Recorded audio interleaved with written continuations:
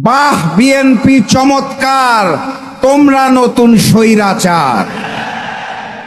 গতকাল বাংলাদেশের কলেজে, বিশ্ববিদ্যালয়ে, মাদ্রাসায় ছাত্রলীগ রূপে সেই একই হেলমেট পরে যেই ছাত্র দল এসেছে সেটাই নতুন ফ্যাসিবাদ।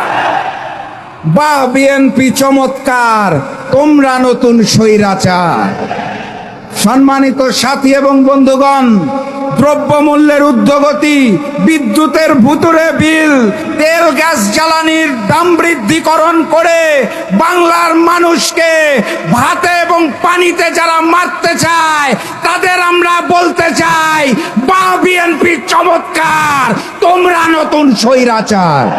আমি সর্বপ্রথম আজকের এই দিনে শ্রদ্ধা ভরে স্মরণ করছি জুলাই গণ অভ্যুত্থানের সকল জুলাই যোদ্ধাকে, সকল শহীদকে শ্রদ্ধা ভরে স্মরণ করছি।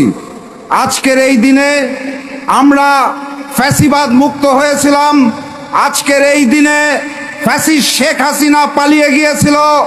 আজকের এই দিনে আমরা ভারতীয় আধিপত্যবাদ মুক্ত হয়েছিলাম। কিন্তু বাস্তবতা, মাত্র 2 বছর যেতে না যেতেই আবার নতুন করে সেই ভারতীয় আধিপত্যবাদের আনাগোনা শুরু হয়েছে। ক্ষমতায় আসার পর ম্যানেজ ভোটের সরকার মাত্র 5 মাসের মধ্যেই তাদের স্বৈরাচারী রূপ প্রদর্শন শুরু করেছে।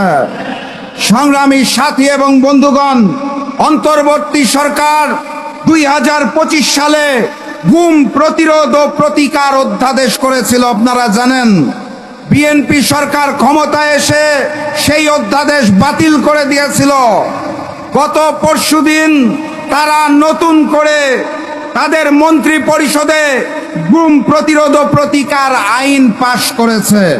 কিন্তু সেই আইনে বলা হয়েছে, গুম প্রতিকার এবং প্রতিরোধের জন্য আপনি যদি আবেদন করেন, আপনি যদি অনুরোধ করেন, তাহলে তদন্ত করবে পুলিশ।